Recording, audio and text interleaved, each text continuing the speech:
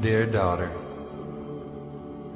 I tiptoed in your room tonight, and I looked down at you smiling in your sleep. You were so lovely my heart nearly broke. And I thought how very much like Sleeping Beauty a little girl is. When I tuck you in at night, I never know how old you'll be when you wake. One evening you crawl on your dad's lap and throw your arms around his neck. The next morning you might be much too grown up for that sort of thing. You're so quickly approaching the awkward age, too young to drive the car and yet too old to be carried into the house half asleep on Daddy's shoulder. I have a secret that I've never told you, Sleeping Beauty. You're going on a very exciting trip.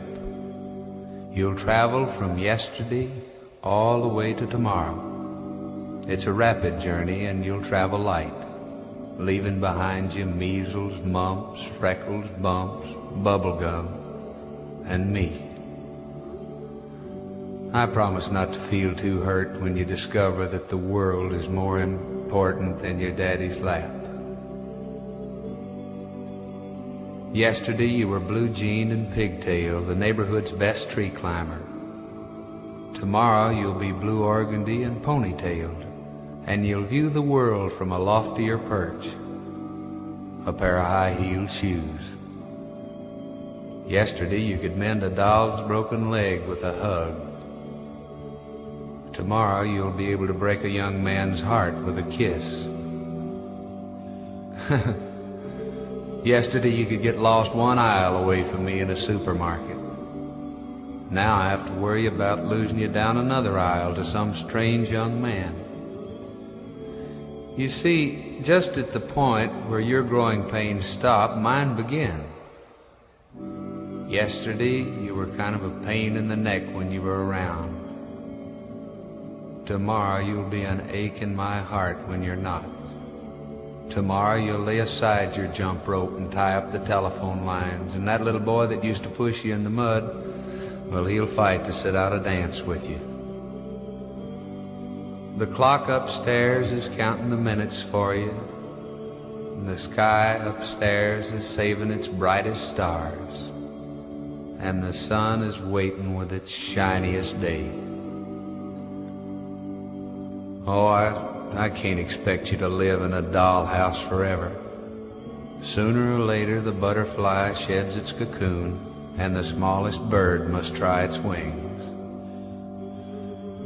But when you grow up and out of my arms, when you finally get too big for my shirts, I'll still recall how you used to scatter dust and dolls impartially through every room in the house. But you spread sunshine too. The dust is settled. Your mom picked up the dolls.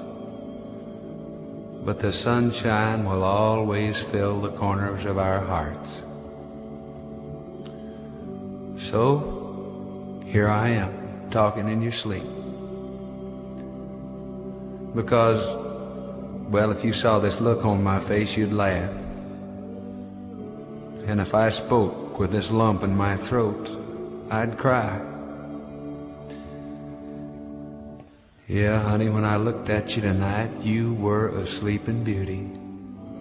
So I tiptoed over and I kissed you. You didn't wake up. I knew you wouldn't. According to the legend, only the handsome young prince can open your eyes. And I'm just a father of the future bride. So you sleep on, pretty thing. Tomorrow you'll wake and you'll be a young lady. And you won't even realize that you've changed courses in the middle of a dream. But you might notice a little change in me. I'll look a little different somehow. A little sadder, a little wiser, but a whole lot richer. Tonight, I kissed a princess, and I feel like a king.